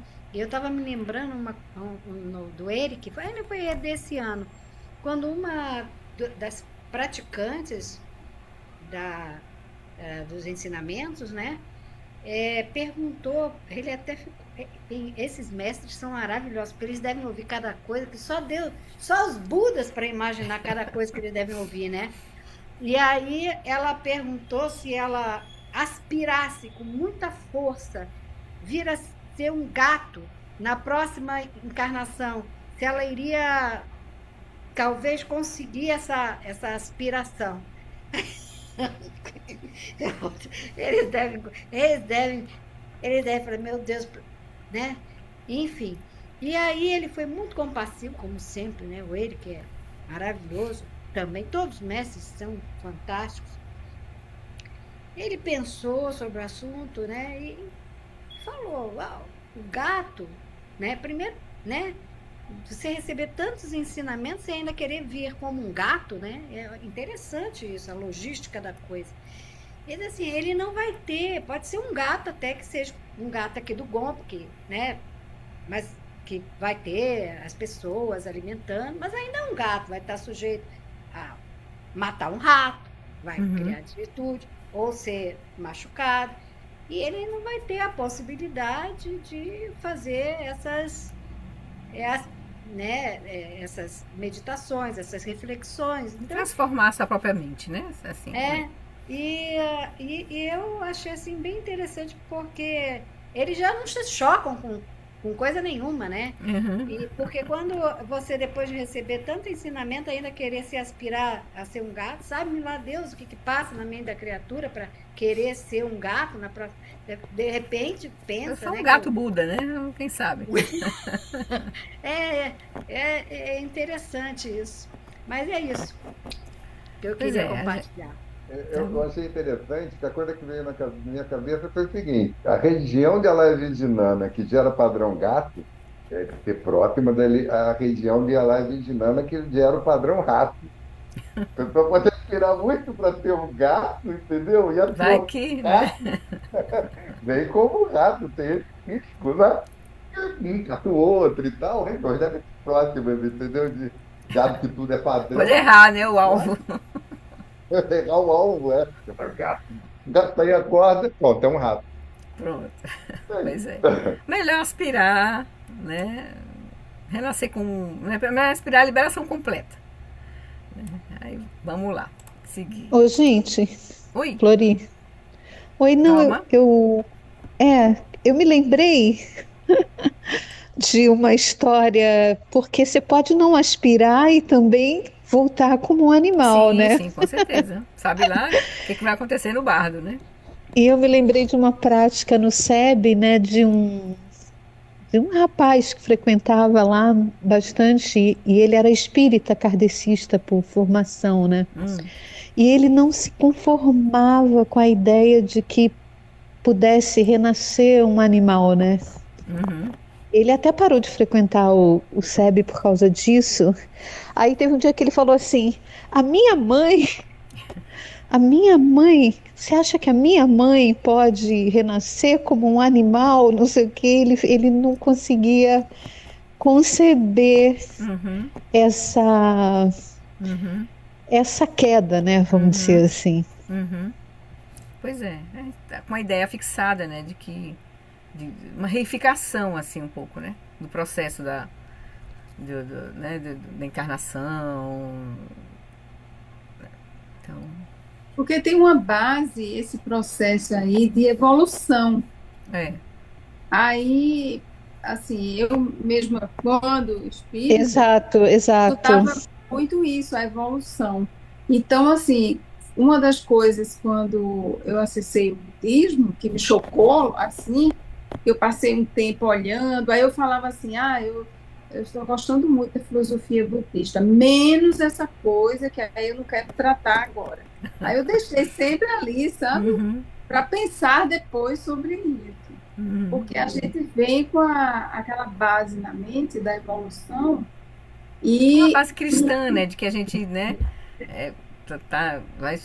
e também essa reencarnação espírita, ela, como foi discutido antes, né, que Uhum, foi colocado aqui pelo Roberto e pela Aninha, essa questão do eu, né? Aquele ser, não é mais aquele. Então, a gente, no Espiritismo, nessa base cristã, quando tem reencarnação, é realmente aquele. Uhum, aquele. uhum, Aí eu pensava na minha cabeça, como é que eu posso, com essa mente, já com um nível de desenvolvimento tal, ser um animal, assim, vamos dizer, como a gente fala, né, uhum, nacional. Então, isso foi uma coisa que chocou muito. Eu acho que ainda é para muita gente que vai uhum. chegando assim. Esse é um assunto, um tema, um Polêmico. assunto que É, eu acho que ele não deve estar na primeira página para quem é. está chegando. Pois é. Principalmente porque a gente vem dessa cultura cristã, né? E é a Espírita. maioria de todos É, nós, né? é. A maioria de todos nós. A gente pode ter acessado essa filosofia, porém, a gente continua com uma base que tem Aham, influência, sim, aham. Com a certeza. nossa mente. Ela não Com deixou de certeza. ter, né? Com certeza.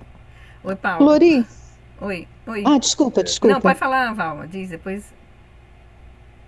Não, pode falar, Paulo. Só para comentar que para não entrar muito na questão da reencarnação, é mais fácil a gente raciocinar com a nossa cultura cristã e tal, pensar assim, bom, se num momento eu estou com raiva, nesse momento eu estou no reino dos infernos. Uhum. No outro momento, se eu estou embotado, nesse momento eu estou lá no reino dos animais, ou então no reino dos fantasmas famintos, quando estou nos meus vícios. Aí, nessa mesma vida, a gente circula em todos esses reinos, né? Oi, Valma. Não, eu também lembrei quanto você estava falando do sofrimento da semente de gergelim, aquele que a gente não percebe, né, que está ali embutido, pronto para eclodir a qualquer momento, ou não, vai depender também das condições, né? Eu me lembrei que teve um período que eu passei um tempo lá no SEB do Caminho do Meio e me pegaram para cuidar da horta, junto com a Madalena que cuidava da horta, né? E eu cheguei na horta com um senso estético, assim, eu queria limpar tudo. Eu queria sair limpando a horta, porque eu queria deixar a horta. Aí ela, o tempo todo, ela ficava assim, não precisa tirar esse mato, não arranca aquilo ali, não.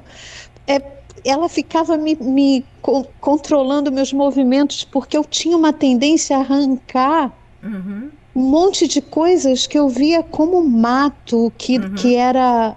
E ela falava, não, Valma, você não precisa arrancar isso. Não arranca, não precisa... E aí eu percebi que eu não precisava praticamente fazer nada do que eu tinha pensado em fazer, e que eu estava matando as formigas, enfim, todo aquele micro-organismos, ecossistema na Terra, e que o meu senso assim de controlar, de limpar, deixar tudo certo, era completamente equivocado, né? Dentro de quando você começa a ampliar a visão dos reinos, dos seres que existem ao nosso redor e que a gente realmente não enxerga, né? Isso mesmo. Pois é, então a gente vai levar, a gente fica um pouco mais, quando a gente começa a olhar de forma profunda, a gente vai ficando mais sensível, no sentido de perceber mais o que nos acontece, né? Pra gente ficar mais atento ao que a gente está se conectando, né? Em corpo, em fala e em mente, porque tudo isso, como ele diz, é uma teia extensa e interconectada de causas e condições, né? Então a gente não está livre, né? A gente aí o ideal é a gente ficar mais atento, né? Nesse sentido, né? E fazer melhores escolhas. Oi. Flori, sem querer me alongar, eu me lembrei também eu não vou lembrar que mestre tá? Mas foi um mestre desses que a gente respeita, né? Contando que mesmo no caso dos tuncos, e ele contou uma história de um discípulo, vamos dizer assim, vamos usar essa palavra, de um mestre que tinha falecido e que renasceu, né? E teve todo aquele processo de reconhecimento, que era aquele tuco, não sei o quê. E aí depois esse discípulo foi reclamar com ele, reclamar assim, né? Falar, poxa, mas ele não sei o quê, ainda preso aquele mestre que tinha falecido, né? E aí esse mestre falou assim, não, esse fluxo mental, ele tem várias coisas do seu mestre, mas ele não é o seu mestre, ele é outra pessoa e que também tem outras características. Então você não fique com a ilusão de que esse tuco é aquele seu mestre que você convivia com ele. Exatamente. Você não sabe o que... tem muitas histórias assim de tucos que, né, descambaram, que mudaram completamente, que não aceitaram a condição, né? Outras que, né, causaram esse desconforto no entorno, porque esperavam um certo comportamento, tem outro. Então, tem muitas coisas. Porque não, ele vem agora, é um surgimento, né? Cada surgimento é um surgimento. E dependendo das causas e condições, que se colocarem, e nas marcas que vão aflorando, aí o grau de consciência daquela mente, né, de prática, enfim. Então, coisas vão aflorar que, né, podem ser bem estranhas, assim. Tem um tuco que conta um pouco como foi o processo dele, foi bem complicado, que é o tuco do Kalu Rinpoche. Kalu Rinpoche foi um mestre bem conhecido, bem magrinho, né, bem assim, quando ele, né, terminou essa vida anterior, contemporâneo do Dalai Lama, Dilgo Khyentse. Aí ele renasce como o novo, né, o Kalu Rinpoche, que agora é um tibetano enorme, assim, bem completamente diferente fisicamente do Kalu anterior. Esse é enorme, assim, alto, musculoso, bonito, malha, assim, a conexão dele com o Dharma é com yoga, uma yoga de físicas também, sabe, assim, então ele faz muitos exercícios físicos, porque ele traz o ensinamento a partir dessa yoga, que é bem diferente do outro Kalu Rinpoche, completamente diferente. Mas ele passou por um processo de turbulência durante o processo dele no mosteiro, no reconhecimento dele. Depois do reconhecimento, os tutores dele tentaram matar ele. Aí tem toda uma politicagem ligada aos mosteiros, entende? A manutenção de poder. Isso é samsara. É samsara dentro do Dharma, né? Tem muito samsara dentro do Dharma. Até ele ficou meio depressivo. Tchau, Cris, querida. A gente nem avançou hoje muito. Ele ficou depressivo. Aí depois de um tempo ele se reencontrou no processo, encontrou o jeito dele, porque tinha uma pressão grande sobre ele. No ambiente onde ele estava, do mosteiro onde ele foi, né, o anterior, o processo ligado ao anterior, querendo sustentar uma certa coisa, né? E ele não se enquadrou ali. Né? Então ele sofreu bastante. Ele tinha mais ou menos ele novinho ainda, 19, 20 anos, ele faz um vídeo assim, contando toda a confusão que ele sofreu. Tentaram matar ele, tentou abuso sexual, foi uma coisa assim, até ele se estruturar assim, de novo, e se encontrar o caminho dele, assim. Então tem muita coisa. Imagine, um tuco passa por isso, né? Imagine nossos fluxos mentais não muito treinados e não muito virtuosos, que pode ter, né? Que sonhos a gente pode se enfrentar.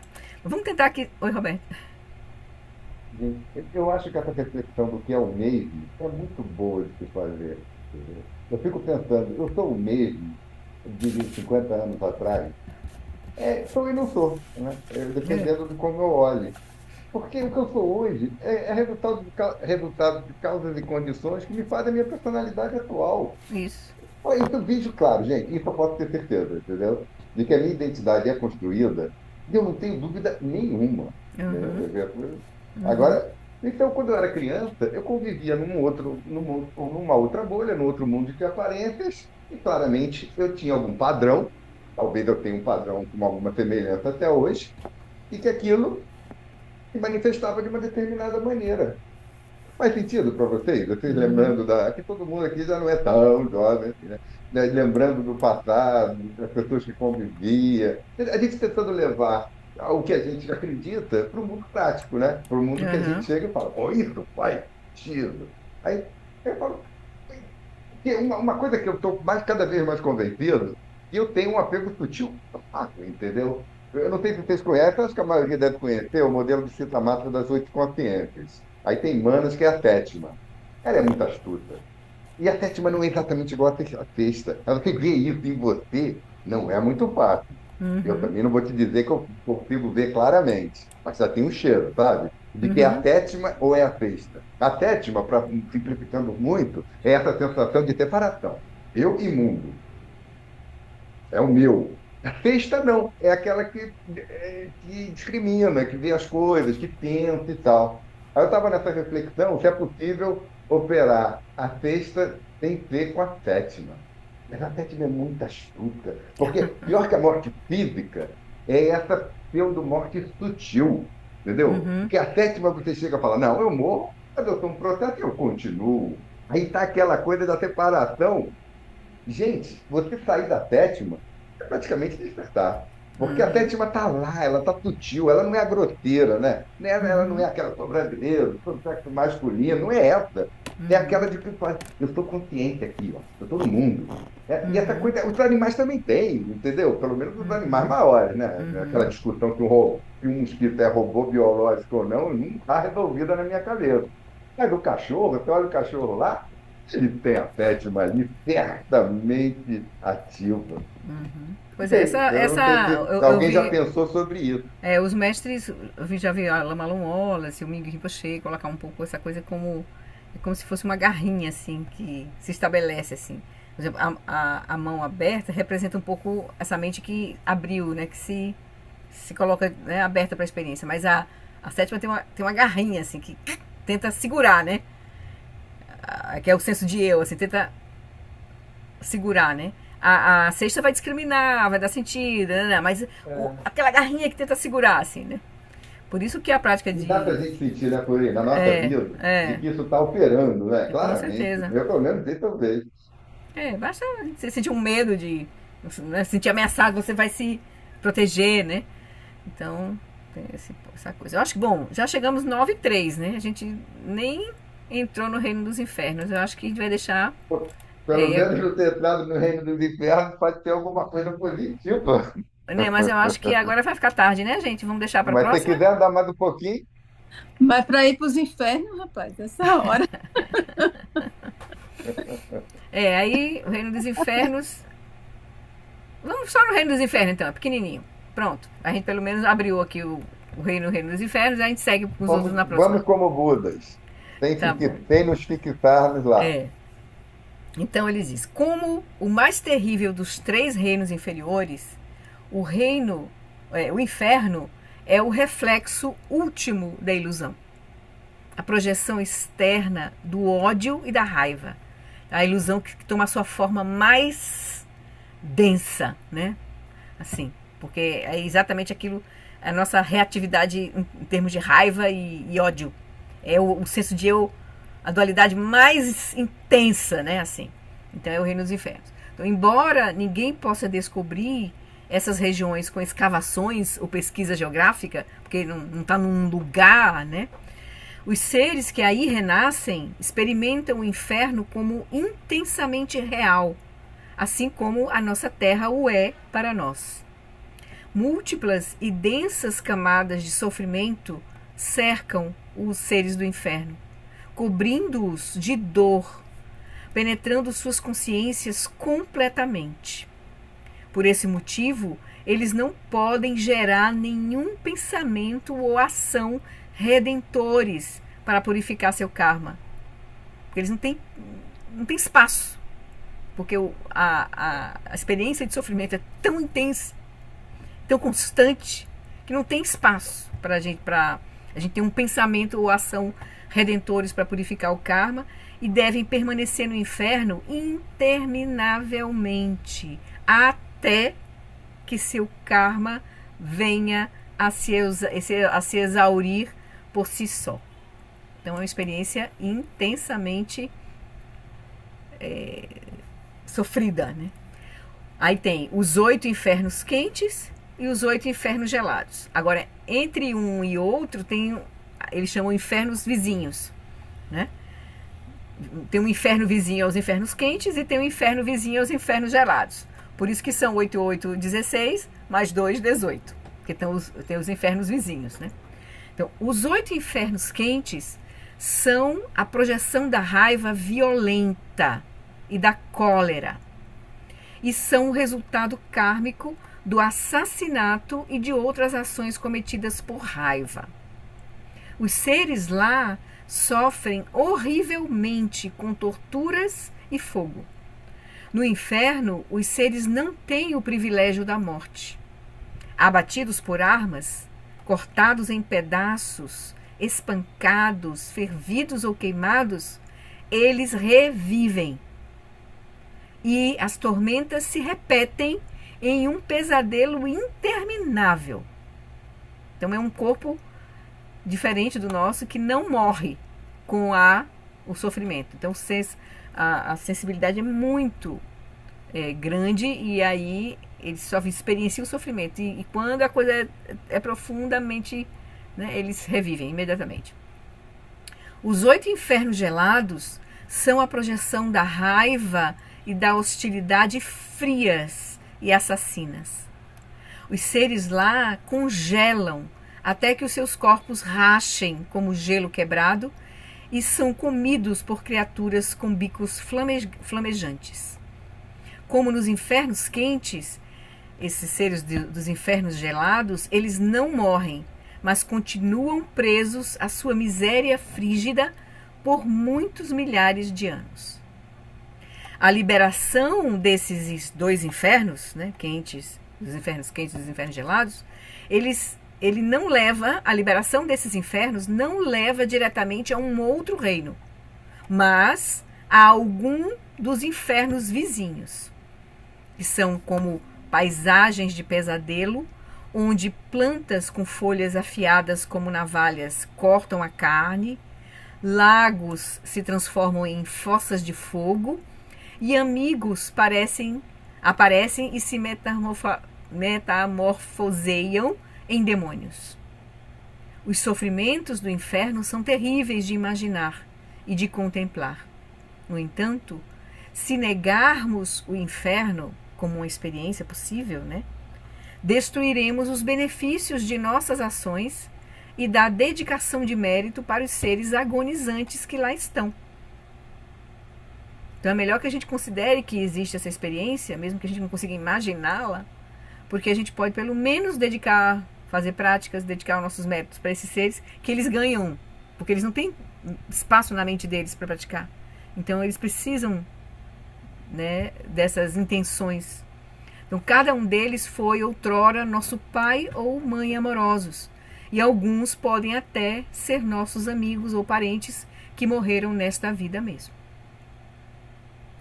Podemos ser sua única conexão espiritual, os únicos com cuja compaixão eles poderão contar.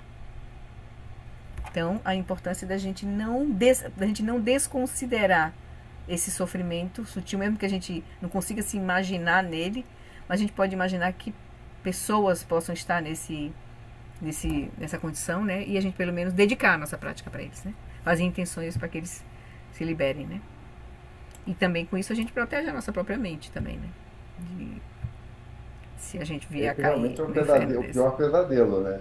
Oi? Agora, o antídoto é ter um momento de compaixão. Não sei se vocês devem conhecer a história atribuída ao Sakyamuni, Uma Vida Passada, né? Ele contou. De que ele teve uma compaixão lá do colega lá que estava levando lá chibatada. Aí o que aconteceu?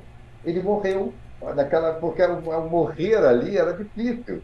Então, um instante de compaixão é incompatível com aquele tipo de pesadelo, de sonho. Eu acredito, acho que faz sentido. E a gente fazer a gente se colocar se conectar com esse reino a partir da compaixão é muito importante, porque a gente também vai estar se protegendo dessa experiência.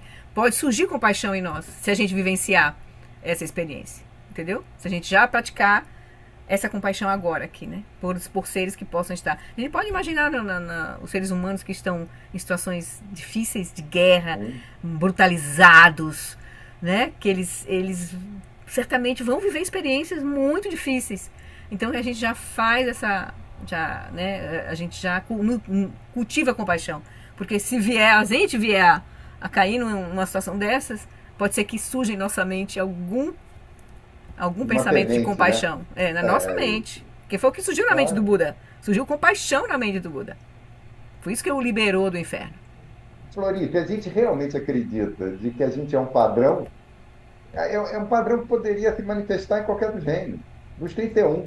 Com certeza. É um padrão. A gente não é. Entendeu? A diferença que a Teresa falou muito bem do espiritismo, de religiões que acreditam em Deus Criador, é que acha que tem um ser substancializado que foi criado em algum momento e daí vai viver para sempre. A hipótese budista não é essa. A hipótese budista é que é uma delusão de separatividade. Então, a gente tem, entendeu? Essa delusão que a gente é um ser separado. Então, o que a gente não é ganhar coisa de evoluir nesse sentido. É a gente perder condicionamentos. Despertar. Ao perder descondicionamento, a gente fica menos autocentrado. Se você chamar isso de evolução, tudo bem, as palavras também têm sentidos diferentes conforme né? Você fala, do jeito hoje, está menos autocentrado de ontem. Então, na minha régua, ele evoluiu, não tem problema nenhum. Mas você deu o contexto que você está falando de evolução. Não é evolução. No budismo, gente, não tem criação. Olha que coisa estranha, né? Eu demorei algum tempo para perceber que não tem criação. Você fala, como tudo começou? Não é uma pergunta que a gente normalmente criação nesse sentido, ligada ao tempo, né? Tem uma criação, na verdade, tem uma manifestação, né? acontecendo a cada instante, né? Isso. Sendo sustentada a cada instante. A cada microsegundo que passa, a gente é uma vela atendendo outra. Não é só de uma vida para outra. É agora. A cada instante, exatamente. Eu não percebo isso. A cada instante, a gente é uma vela para outra. Aí você fala, por originação dependente, a vela que vai acender é muito parecida com a outra passada. Mas é só porque... Gente... Você pode. Eu não tenho a realização para garantir. Olha, o mínimo de realização. Não, a gente começa a ter compreensão, isso faz parte do processo, isso é importante. Isso. Agora, entre a compreensão e a experiência, tem um salto. Mas a compreensão é importante. É importante, porque dá. Eu também acho. Exatamente, dá a perspectiva do caminho, que é importante. Floria, a gente sabe onde a gente tem que praticar. Isso. O que adianta? Você falar, não, o sujeito é devocional, pronto, acabou a entrega. Né? Acabou o centramento por entrega. Não é o meu caso. Eu tenho que ter um mínimo de inteligência e perceber a gente, que é melhor para mim. O Lama Santen dava esse conselho, né? É bom a gente se conectar com todas as frentes do caminho. A gente se conecta com o estudo, com a mente racional, com a compreensão. A gente se conecta com a caminho da meditação, com o silêncio, com a calma, com o treinamento da mente. E a gente se conecta com a devoção, com a reza, com a oração. Porque aí pronto, a gente trabalha com todas as frentes.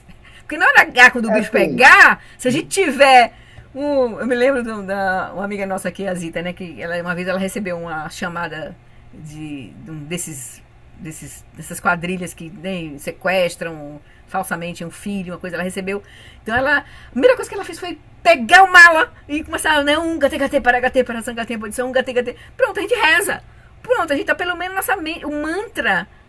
A reza, o mantra é uma proteção da mente. Então isso é importante também. Então a gente se conecta com todas as frentes, né? Isso é mais sábio, né? Ainda mais se a gente ter mais conexão com uma. Sim, mas a gente a gente pode ter, mas a gente pode cultivar. Isso é interessante, porque é interessante. Porque aí a gente entende qual é o benefício também daquilo.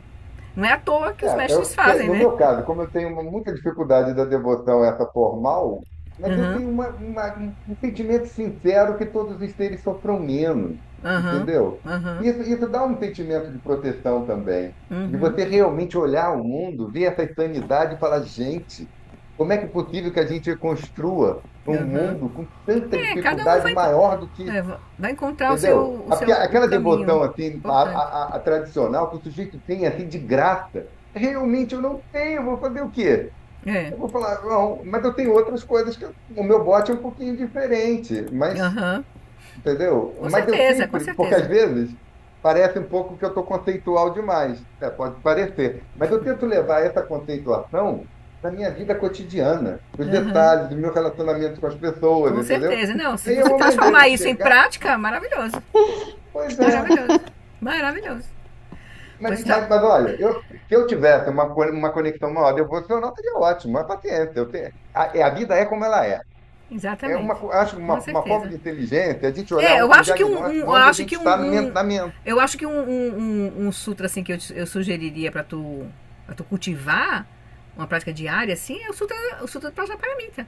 E o mantra do Prajnaparamita, porque o mantra do Prajnaparamita é só como se fosse a evocação do significado dali, né? De todo o sutra. Então, esse mantra é maravilhoso. Eu me lembro que uma primeira vez que eu ouvi um ensinamento do Lama com o Prajnaparamita, eu fiquei com esse sutra. Eu não conseguia dormir. Não desligava. Gate para sangha, gate para. Não conseguia, não desligava, assim, Entendeu? É uma inspiração de ir pro outro lado da marca. A Prajnaparamita é a perfeição da sabedoria, né? É a mente do Buda, né? Então é um sutra importante, né? Aí, porque no fundo, Flori, teoricamente não é tão difícil. Aí você fala, vou diminuir o autocentramento, eu vou diminuir o poder de manas. É isso. Então, agora você fala, como é que você faz quando você está acostumado a EONs, como os budistas gostam de falar, com condicionamentos em que você tem, como você falou muito bem, a garra da sétima consciência, Entendeu? Que não é uma coisa que está no nível consciente, ele está no sutil. Uhum. Gente, a gente tem que conhecer um pouco mais o sutil. Com Não tem certeza. jeito. Com certeza. Não faz? Eu Com acho que faz certeza. sentido. Com certeza. Valeu. E aí, de vez em quando, ó, um gatê, gatê, para gatê. Você ainda tem o mala na mão. Um gatê, para gatê. Tem gente que faz o mala dos dedos, assim, ó. As falanges é o mala. Um gatê, para gatê, para sangatê, bodhissorra. Como se você... Um gatê, para gatê, uma Eu também acho muito evocação, assim. bonito. Pronto. Tem também um Manipeme Rum, que é de O Mani Peme compaixão, Rum também é também, legal, né? Quando a exatamente. coisa tá assim, você fala, Mani Peme O Rum, Mani Peme Mani Rum, Rum. Mani Peme Rum, E Mani tem o Peme Rum, Gatê Mani Peme Rum. também, que é Pronto, a mente você. coloca a É, mente ali, se conecta com os Budas. Pronto. É só isso. Coloca a mente ali e se conecta. que essa Pronto. conexão com os Budas, na verdade, é com a nossa Com a verdadeira mente de natureza. sabedoria, É isso. exatamente. Com a mente de É sabedoria, é isso. O Buda, nesse sentido, é com a mente de sabedoria. Então a gente, isso. como a gente vai estar confuso e a nossa confusão vai estar ali, a gente esquece mantra, mente de sabedoria. Ponto. Aí esquece. Aí cada um vai ter um Pronto. meio hábil um pouquinho É, diferente, com mas certeza. no fundo, é gente.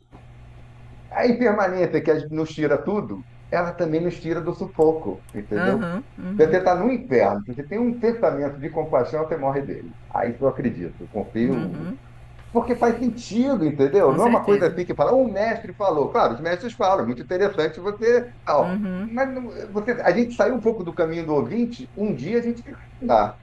É, a gente Né? Ter vê, o caminho vê do ouvinte é diretamente. muito bom, porque dá uma É. regra básica, porque às vezes a mente está tão confusa que a gente fala, pô, mas peraí, eu não tô. Tá um incêndio. Aí o bombeiro fala, segue por ali. Ah, eu não vou questionar se ele é bombeiro mesmo, não sei o que, eu vou seguir, caramba, né? Tô um incêndio. O bombeiro diz para eu seguir por ali, então é o caminho do ouvinte. Tem questionamento. Mas se a vida karmicamente deu uma possibilidade de não estar no incêndio, você ter que fugir e o bombeiro te falando, aí você chega e pensa, isso faz sentido. Ah, tá. Eu, pelo menos, trabalho mais assim, né? Então Não ter devoção é um problema. vamos dedicar agora, então, por causa da nossa Vamos hora. Obrigada, dedicar, valeu. Roberto. Vamos seguir. É isso mesmo. Cada um vai encontrando as chaves, né? E a forma de lidar com os desafios, né? Que a gente vai enfrentar. Então, maravilhoso isso. Então, por essa acumulação de méritos, possa eu obter a onisciência que tudo vê e possam todas as falhas ser superadas. Que das ondas revoltas e turbulentas do nascimento, velhice, doença e morte, do oceano do Sansara, ou do oceano da existência, né, possa eu liberar os seres e que todos os seres se liberem. Sorandi tanchesi pane tobnene pedrana panjeshi que ganati balontrupai si petsuledro adroacho. Vamos fazer uma prece para todos os lamas aqui, que os ensinamentos do Senhor Buda, a única fonte de felicidade e benefício, possam continuar neste mundo por muito tempo. Que as vidas dos que sustentam os ensinamentos do Buda possam ser tão estáveis quanto o estandarte da vitória. Pandem ene chimpo tempai rine padam tempa zimpe chebunam kutse jautsen tendechi. Por essa virtude possa eu rapidamente realizar o Dharmakaya, o Lama Dhyana, e possa eu conduzir todos os seres, sem exceção, a esse estado de realização. Gewadi da Organ Lama Drugilne Droatika Malupa Deisa Lagopa Show. Está bom, queridos. Obrigada aí pelos compartilhamentos, pela companhia. Obrigada, Então, Florinda. Obrigada, Obrigada, Tereza, Flori. boa Boa semana. eu noite, te mandei o pessoal. PDF, viu?